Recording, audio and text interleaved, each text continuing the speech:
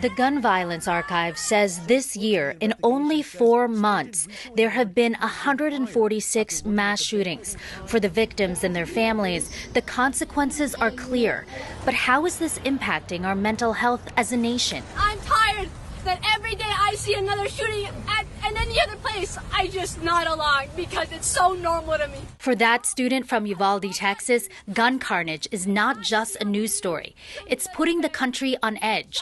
A report by the security firm Evolve said 88% of Americans are anxious about gun violence. More than a third believe they will run into an active shooter within their lifetime. We're seeing it across all levels, especially among children who have a fear of going to school and certain public spaces. Psychologist Mitzi Fu isn't shocked by the numbers.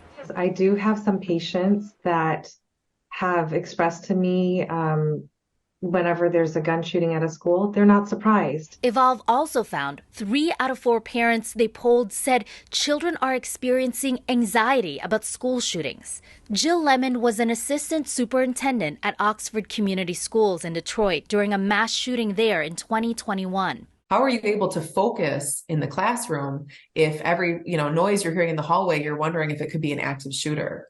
I mean, what a way to go through your education career as a student. It's really heartbreaking, and it's something we need to stop. Lemon now works at Evolve, which works with schools as well as businesses like stores and theme parks on safety issues as the number of guns in the country continues to grow.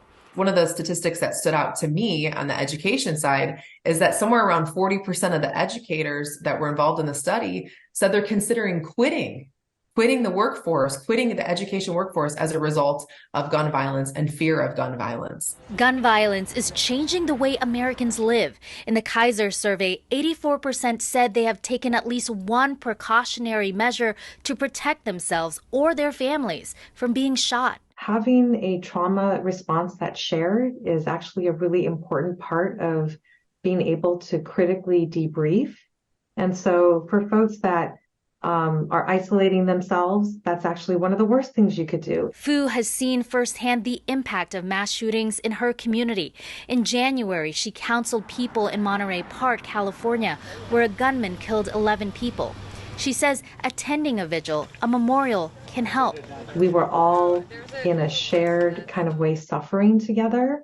It made people feel more seen, that they were able to then feel like we want to take back the streets of our neighborhood again. If community events aren't available, Fu recommends organizing one or talking to someone, a friend, a professional.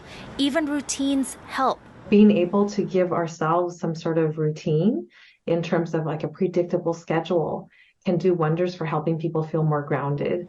When it comes to your mental health, Fu says don't struggle alone. Kat Sandoval, Scripps News, Chicago.